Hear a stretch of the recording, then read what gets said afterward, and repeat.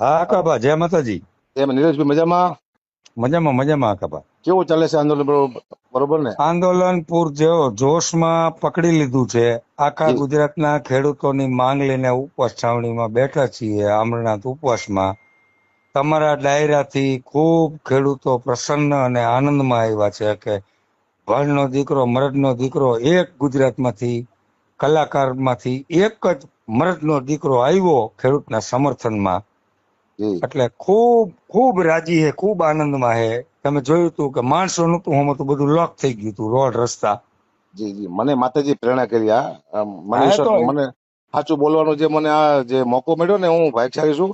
કારણ કે એક અંદર ગુજવાતો જ કીધું ને, મારે સાચું બોલવું હતું પણ પણ અકાબા જગતનો તાજ છે, અન્નદાતા છે. અન્નદાતાને તમે સમર્થન ન કરો, જી તમે જેનું ખાવ હો જી એને તમે ટેકો ન દો તો કોને દો?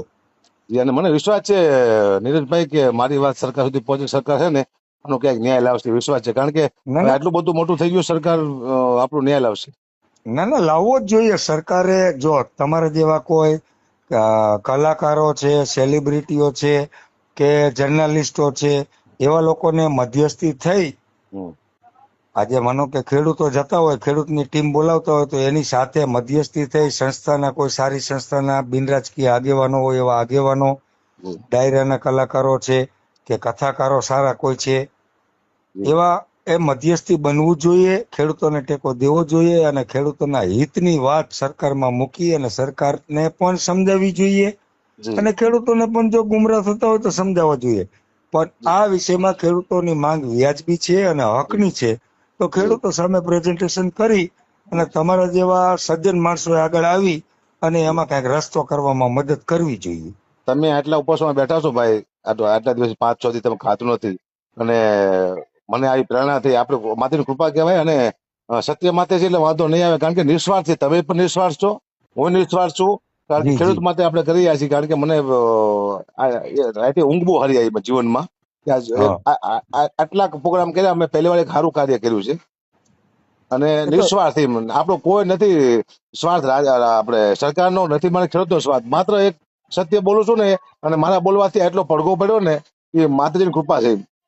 આવો અને પધારો. આજે 7મો દિવસ છે ઉપવાસ છાવણીનો.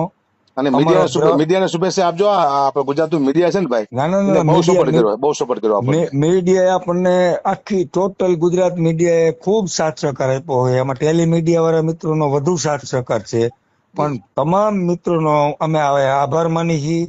અમે બધી વ્યવસ્થા એ લોકો માટે જમવાની રહેવાની બધી કરેલી છે. અને આપણો હવે પરિણામ તો જ્યાં હું આપણે હવે અમે પકડું, અમે ગઢવી પકડે પછી મૂકી નાખતા. હવે આજીવન મૂકવાનું નથી. હવે ખેડૂત જ રહેવાનું. ડાયરા થાય કે ન થાય, તેલ પીવાય જ્યાં ના ના, રહેવાનું જ પણ ખેડૂત રહે. જો રાજાશાહીમાં ચારણોને અને ગઢવીની ભૂમિકા શું હતી?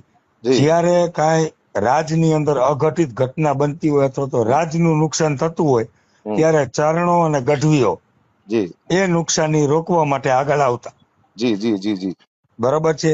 તો એક જી તમારી તો તમે રાજદ્વારી કહેવાય, જી રાજના દ્વારી કહેવાય.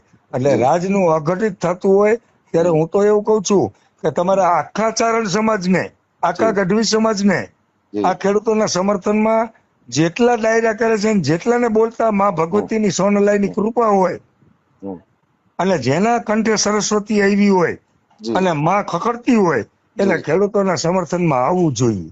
એ તો ચારણો તો સમર્થનમાં જોઈ. પણ બીજી વાત એ કરું કે મારી આટલું નામ હતું એટલે હું આવ્યો ને, એટલે મારો આખો ચારણ સમાજ આવ્યો એમ માની લેવાનું તમારે કે આ ચારણ હા સમાજ હા બોલે. હકાભાઈ એક બોલતો, હા, એ તો આખો તમે ગઢવી કીધું કે સમાજ ભાઈ છે આ. આખા, તમે કીધું આખા સમાજનું સમર્થન છે. જી પણ મારી એક લાગણી છે જી કે આજે કોઈ પણને હમ. સંત સુરા ને દાતાર જે માના પેટમાંથી ઉદરમાંથી જન્મે ને બાપુ, જી એવી જ રીતે ચારણ અને ગઢવીના હા. કંઠે સરસ્વતી બિરાજમાન છે. તો વાહ નિલેશભાઈ, સરસ્વતી વાળો વ્યક્તિ આવી અને સારી બે વાતો કરે ને, તો ખેડૂતના આ વિચારો હે ખેડૂત હકબા. સાચી આને વાત, તમે સાચી વાત છે. લાગણીના બે શબ્દો કોને જી તોય ભરાઈ જાય. ના આજ ના તમાર નિલેશભાઈ, હું તમને એક શુભેચ્છા આપું છું ભાઈ. તમે શરૂઆત તમે આ કરી અને તમે મને બોલાવ્યો ને, વાહ વાહ. અહીંયાથી આ કામ સારું થયું છે. અને હવે બહુ જલ્દી ન્યાય સરકાર આપશે, મને એ વિશ્વાસ છે. કારણ કે આટલા બધા અવાજ ઉભી થાય ને, એટલો બધો દેશમાં, ગુજરાત આખામાં, એટલે સરકારને ન્યાય આપવો પડે. કારણ કે ભગવાનને ન્યાય આપવો પડે તો સરકાર તો આપે છે ને ન્યાય. આપે આપે, આપણો અને કોઈ સ્વાર્થ તો છે નહીં આમાં. આજીવન ખેડૂત સાથે શું હકાબા બોલ્યા એટલે બોલ્યા. હવે પ્રોગ્રામ જે એક બાજુ આવે કે ન આવે, જે માતાજીની હવે જે થવું એ થાય, પણ હું હવે ખેડૂતને મૂકવા નથી, ચિંતા ના કરતા. વાહ ભાઈ વાહ, જય અને ભાઈ માતાજી, જય જય માતાજી, માતાજી, જય માતાજી, જય જય માતાજી. કઈ માતાજી. કામ હોય તો મને કહેજો ભાઈ હો.